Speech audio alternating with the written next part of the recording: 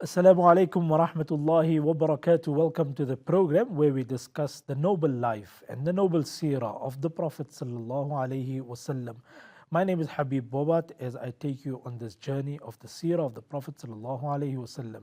May Allah make this a means of salvation for us in this world and the hereafter.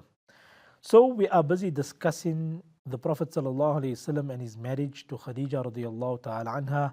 In our previous sitting, we spoke about the children the Prophet ﷺ had with Khadijatul Kubra, and we spoke about the status and the honor of Khadija radiallahu ta'ala anha. We said that the Prophet of Allah was one day sitting and Jibreel al-Amin came and said that Allah has personally conveyed and Jibreel has personally conveyed their salams and their greetings to Khadija radiallahu ta'ala anha. And we also know that at that point that Jibreel said to the Prophet of Allah, give her the glad tidings of a place and a palace in Jannah where there will be no trouble and there will be no fatigue. And we spoke about the fact that she was the best of all women of her time. We spoke about her noble background and her status in society. Today I want to talk further about this great lady, Ummul Khadija radiallahu ta'ala anha, and highlight some of the lessons that we pick up from here. The first thing is that she was a respectable and a very honorable person of society. So that for our mothers and our sisters and our daughters is a means of aspiration for us to walk in the footsteps of Khadija radiallahu ta'ala anha. That we should also aim to be like her, a successful woman in society on all fronts. Subhanallah. Secondly, we learn that she was a businesswoman. And I want to highlight the point here that when we talk about women, there's two things to understand. One is the cultural norm and the cultural practices when it comes to women, and one is the Islamic viewpoint. These are two different things. You must understand that. And allow me to dwell on this point for a little while. You see, women are treated differently in different societies, in different cultures, and in different communities. You must differentiate that from the Islamic viewpoint of women. Because in the Sharia of Rasulullah sallallahu alaihi wasallam and in the Deen of Allah, the status of a woman has been clear from day one. Has been clear from day one. Nubuwah started. And the first supporter of the mission of the Prophet ﷺ was a lady. You can put it in this context that Nubuwah started in the household of Khadija and ended in the household of Aisha radiallahu ta'ala anha. There were ladies along the way, but the mission started with a lady and also concluded in the house of a lady. So you've got to be clear on this point that Islam never marginalized women at any point. Yes, the culture might suppress a lady and her rights and her convictions, but you cannot put that blame on the Sharia because the Sharia has been clear. I mean, you've seen what a critical role Ummul Khadija radiallahu ta'ala anha played in the life and in the mission of the Prophet sallallahu alaihi wasallam. One cannot deny that. One cannot deny that. And what honor Allah had conferred upon Khadija, that He sent His own greetings and blessed her with a palace in Jannah. This is acknowledging the role of a lady in the life of the Prophet sallallahu alaihi wasallam. So you cannot blame cultural practices or oppression that is taking place on women and pin it on Islam. You got to differentiate between Islam and culture. Islam is very clear on its stand with regards to women. Islam afforded women the right to transact, to own, to inherit, to conduct dealings, and to be part of the broader society from the beginning. From the beginning, it's a different method. If one's society did not, bring itself to that point, and it took long for it to get there, that's a different matter altogether. But you cannot blame Islam for that. So here you have a successful businesswoman, Khadija radiallahu ta'ala anha, who was wealthy, extremely wealthy. And she had used her wealth for the mission of the Prophet sallallahu alaihi wasallam. And this is an example for our women folk of this day and age. So the Quran not only, made reference in passing, but the Quran categorically spoke about the rights of women.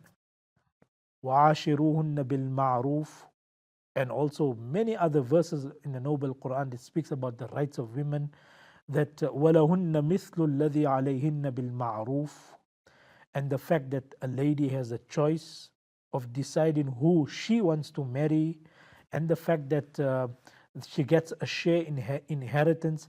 The share of a lady has been legislated in the Quran at a time when the Arab society was not giving her any share, did not recognize her value and worth in the community. It is at this time the Prophet of Allah came and rectified things. So we've got to understand this in its true context. The other point to understand with regards to Khadija radiallahu ta'ala anha is that her role in the mission of the Prophet sallallahu alaihi wasallam. We know that she took him to Waraqa bin Nawfal, to her cousin. But besides that, she also gave him moral support. At a time when the Prophet of Allah was confused, was still trying to understand what is happening around him. This tells you, and the ulama write about this, that if you are blessed with a partner that is supportive of your mission, then that is nurun ala nur. That is nur upon nur. You are indeed very fortunate and very lucky. And the ulama say that even today, for a scholar to have a supporting wife like Khadija radiallahu ta'ala anha is a great boon and a great favor and a great blessing for the scholar himself. Because a scholar also requires somebody to rely on, somebody to back them, somebody to believe in their mission, somebody to encourage them, somebody to support them, somebody to believe in their ideals. A scholar also requires that. A da'i requires a strong backing. The backing of the Prophet ﷺ was Khadija, and the backing of a scholar today is also Khadija radiallahu ta'ala anha, and by extension to all other fields of life. If a lady supports you, then it becomes easier for you to tackle the missions of the day, and it becomes easier for you to do more in life because you've got the backing. They help you in terms of the management of the home. They help you in terms of the promulgation of your message and the support that you require. They are excellent caretakers and caregivers to the children.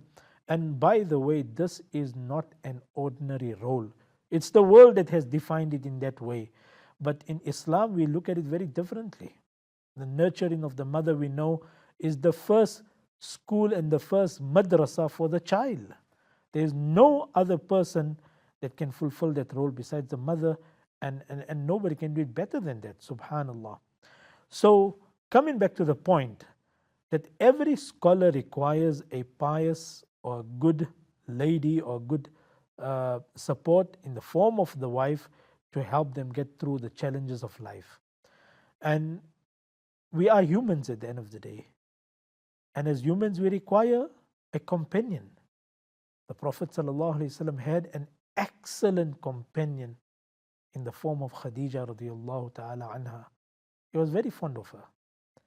And that gives us an opportunity to reflect on our own relationships and the way we deal with our partners and the kind of relationship that we maintain with them. You have to understand that it works inside out. Inside out. If you're strong on the inside, you will be strong on the outside. If you're strong on the outside but weak on the inside, it can jeopardize your entire mission. Ask anybody for that matter. Ask anybody for that matter. So your relationship at home has to be strong. If the relationship at home is strong, you will have a healthier relationship outside, because it impacts on all other aspects of life. There's no other way with it. If you are strong at home, you've got good backing, you've got a partner that's supportive, you'll be able to conquer many challenges and conquer many things outside of the home also. May Allah bless us. When we return, we continue.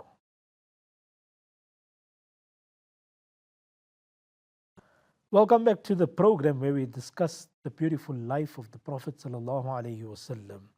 We are discussing the integral role that Khadija radiallahu ta'ala anha played in the mission of the Prophet ﷺ and the lessons that we learned from there. And what I need to highlight here also is that the Prophet ﷺ became extremely fond of Khadija radiallahu ta'ala anha, that is a given, but also to highlight the point that his own integrity. We know that Khadija radiallahu ta'ala anha was drawn to the Prophet sallallahu alaihi wasallam. She is the one that expressed the desire to marry the Prophet sallallahu alaihi wasallam.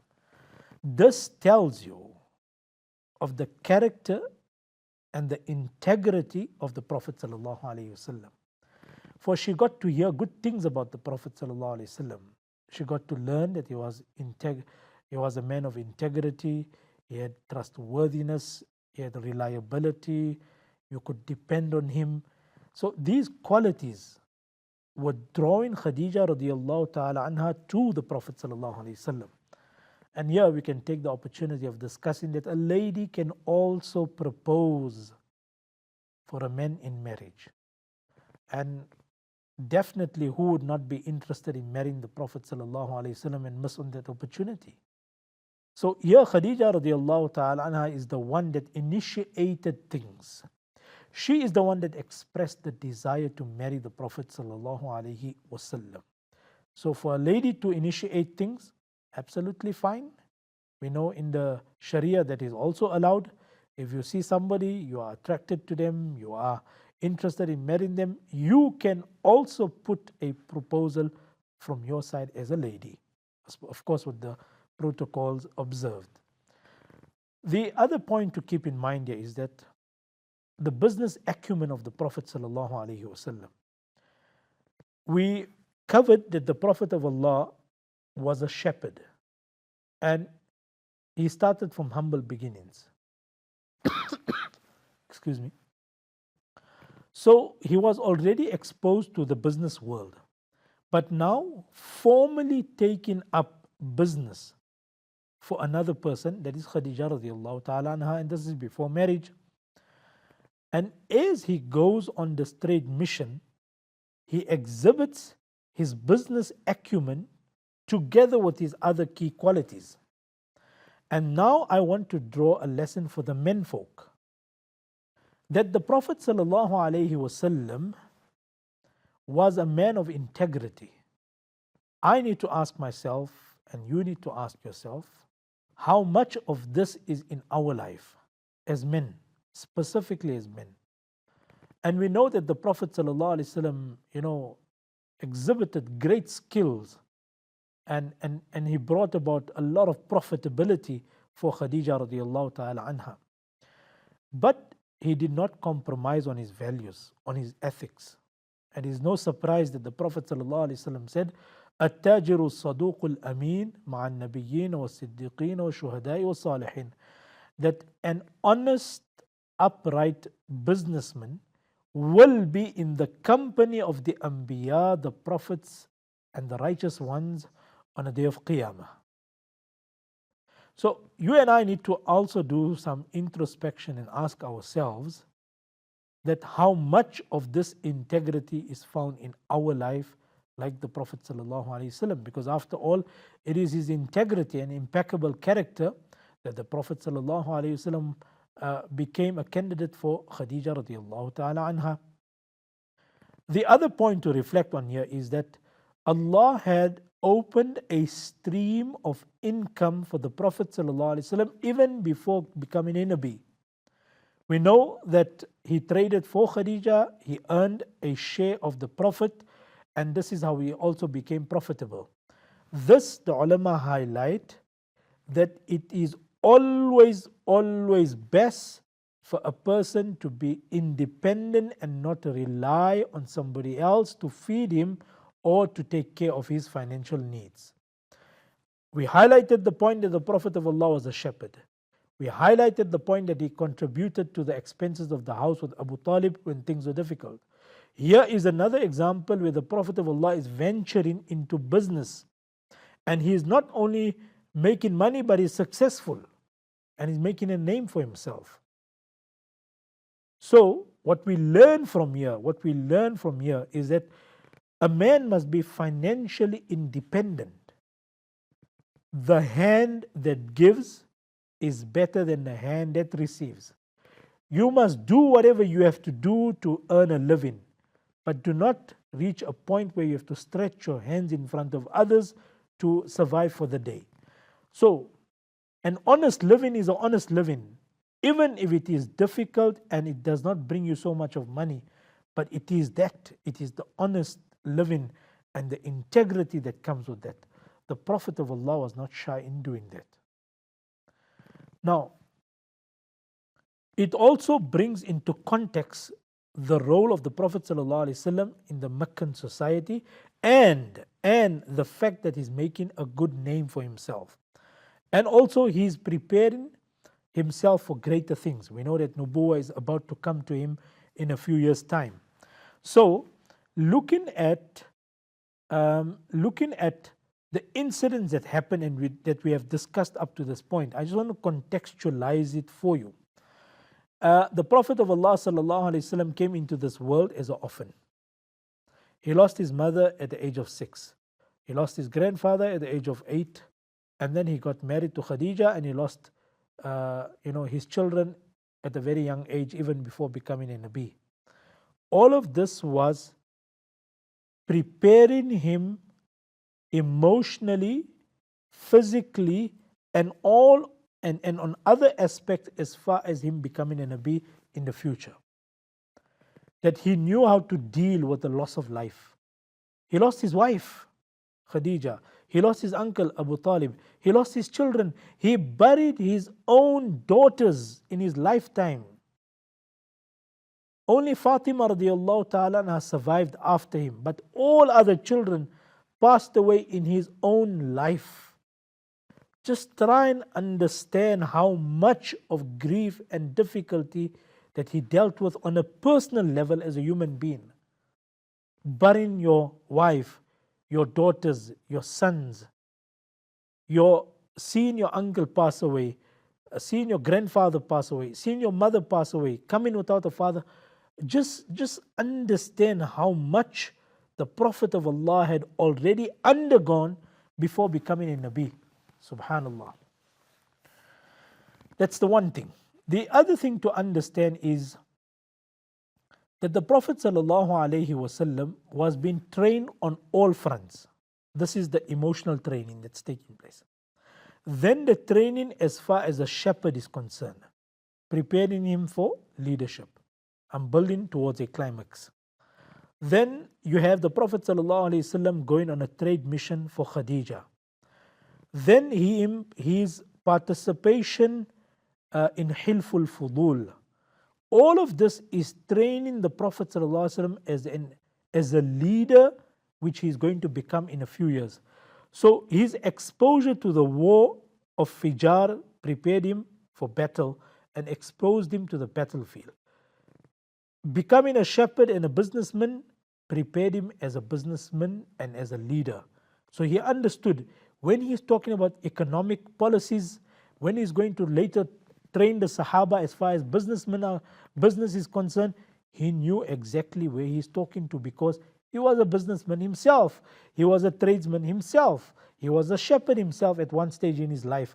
So when he is developing economical policies, he is able to talk from a point of experience and not just a person that is coming into the office and unable to comprehend the grievances of the business class of his society. So you saw a successful business market and a successful trading market was set up in the time of the Prophet ﷺ in Madinatul Munawwara.